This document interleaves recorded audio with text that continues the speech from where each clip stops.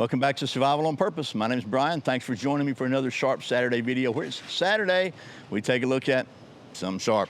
Today, that something sharp is going to be this, something hopefully sharp anyway, this Milwaukee Fastback, what is this called? Fastback folding knife, model 48-22-1520, if you like to know those sort of things. So, you may or may not know, I've been a plumber for over 40 years, and I've still got Milwaukee tools that are at least 40 years old, power tools, that still work fine. So I'm always been a big Milwaukee fan. And they got into the knife market and tool market, hand tool stuff back several years ago. And I always like to see what they have for offering. My experience usually is their stuff is pretty good. So hopefully we'll see how well this one does anyway. So we're gonna do that in just a minute. But first, as usual, today's words of wisdom from the Bible. And I've told you this a couple times now, but I started using some AI to help me generate these show notes, kind of research these blades and get all the specs and all that down. Just stuff that takes me time to do, and I can push a couple buttons and it'll do it. So that's pretty cool. But I also had AI pick out my Bible verse of the day of the video for me. So let's see what they came up with today. Luke 16:10 in the NIV. Whoever can be trusted with very little can also be trusted with much, and whoever is dishonest with very little will also be dishonest with much, which is really, really wise wisdom, and I think it's related to the fact that they picked that because this is a very, very low budget knife. And of course, a big thank you to my friends at Hog Holsters for sponsoring today's video. Hog Holsters are the most comfortable concealable holster I've ever used. I'm carrying one right now, and Hog holsters are 100% made in the USA, down to the very screws. They're individually handcrafted to fit your specific pistol model. No one size fits all at Hog holsters. They are absolutely helping Americans wear guns, and now they've got a kind of a knife sheath division they're starting out. Hawk is helping Americans wear knives. So you might want to check them out at their website. And if you use the code Survival on Purpose, all one word, you'll probably be glad you did. So thanks to Hog holsters. Now, let's get down to the old stump top, what's left of it anyway, and get to doing some of that knife stuff. You want to? Alrighty, so here's the Milwaukee Fastback folding knife. We'll talk about the specs of this thing and kind of one of the cool, unique features they have, and then we'll get to doing some of that science. But first of all, the overall length of this thing is 7.5 inches, or 191 millimeters if you're still stuck in that old metric system. The closed length is 4.6 inches or 117 millimeters, and I gotta open it like that. The blade length is 2.95 inches or 75 millimeters with a drop point blade. Blade thickness 0.11 inches or 2.8 millimeters. It doesn't say what the grind is. It looks to me like definitely a hollow grind, which is not surprising because it's cheaper to do hollow grinds. And the steel is stainless steel. That's all it says. So it's probably some sort of CR something. The handle's red plastic. It's a liner lock. Has a wire pocket clip, a tip down pocket clip, but it is reversible to be tip up. I got to give them credit for that. So it's not reversible left to right, but it is reversible. You can change the clip and mount it back here to make it tip up, which is what I like. And then the weight on this thing is 3.2 ounces or 91 even grams. And the manufacturer is in China, and the price on this thing, it's like 17 bucks. I don't know what the list price is, but at Home Depot's right now and online it's 17 bucks. So that's a pretty good price for a knife if it's a good knife. It feels kind of sharp, but we'll see that in just a minute. But let's talk about some of the features first of all. Little lanyard hole here, so you can put a lanyard on it, a dummy cord or whatever. Again, the reversible wire clip. It's got a full liners on both sides of the plastic. About that big. I wear a medium-sized glove, so it's not bad there. The back of this thing is completely smooth and comfortable, so it ain't gonna scrape nothing. I guarantee it. As was it Justin Wilson used to say. But so you can see it has a liner lock here, right? But it also has a push button open. And what happens when you push that button?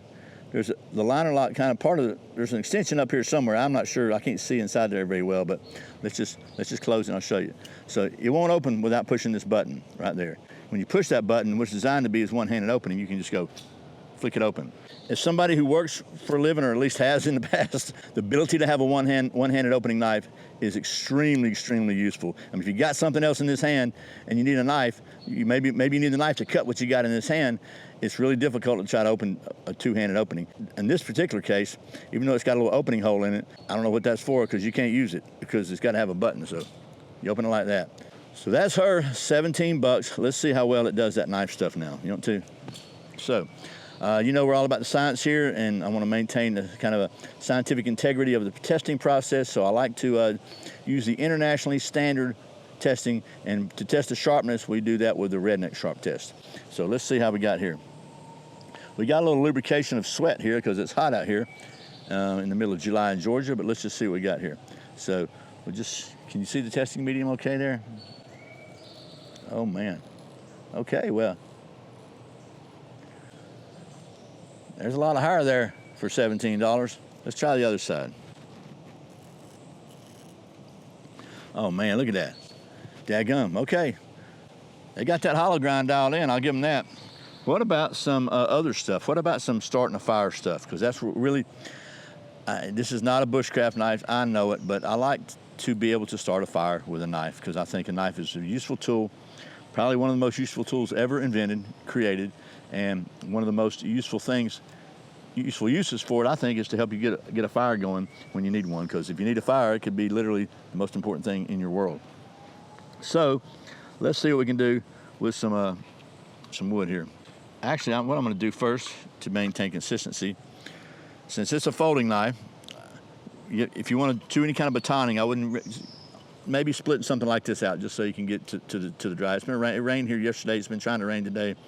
Just want to kind of help our chances to get a fire going, if this is what we had, to split this out. So if I can find somewhere that it won't drive down into the rotted stump top, we'll put it on the stump and see. So can you see that? All right, let's see what we got. Maybe that's pretty semi-solid right there. Let's split this out here. And I just like to fold it, tap it in, and then you're not really putting a lot of stress on that hinge. You're just letting the knife, oh man. Yeah, we got a little blood going on there, look. I tapped it into my finger. Can you see that? It wouldn't really be a sharp Saturday without some blood, well, would it?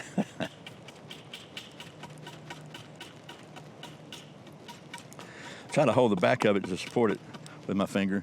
And yeah, we got some blood there, okay. All right, well, fiddlesticks.